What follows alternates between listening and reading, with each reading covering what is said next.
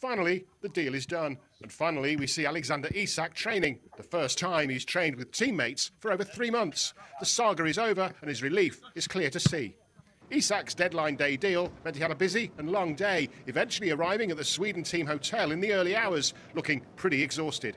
10 hours later, after a decent sleep, he seemed up for the challenge. Sweden first, then Liverpool. How is he? Have you spoken to him? How's he feeling? I haven't spoken with him too much because he just came. So yeah, I said hi to him and congratulated him for the move, and not so much more. Because you had a move yourself to a big club, at times a difficult move. Do you have some sympathy for what he's been through?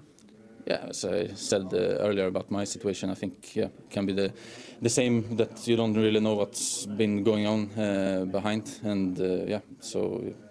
I don't really know in his case what the situation has been exactly, so it's difficult for me to speak about that. Alexander Isak and Victor Gyokeres training together here earlier, together in the Sweden squad, and together when it comes to the spotlight this summer, being put on player power to force a move to a club the player wants to join. Twin strikers in more than one sense of the word.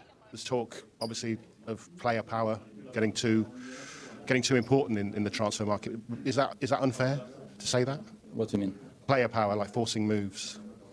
I mean, we all play, and I think the clubs has the most power, and it's maybe difficult for the players to choose in a lot of cases, and when it's a player that's not wanted in a club, I think it's the total opposite, and he doesn't have any power, and the club can literally do whatever they want with the players. So it's difficult, but it's how the situation is. Arsenal fans love Gyökeres, Sporting fans don't. Liverpool fans love Isak, Newcastle fans don't. Sweden fans, though, could see both sides. He's going to take care of his business and his future and his career, I think. I think that's pretty easy to say. For me, it's simple.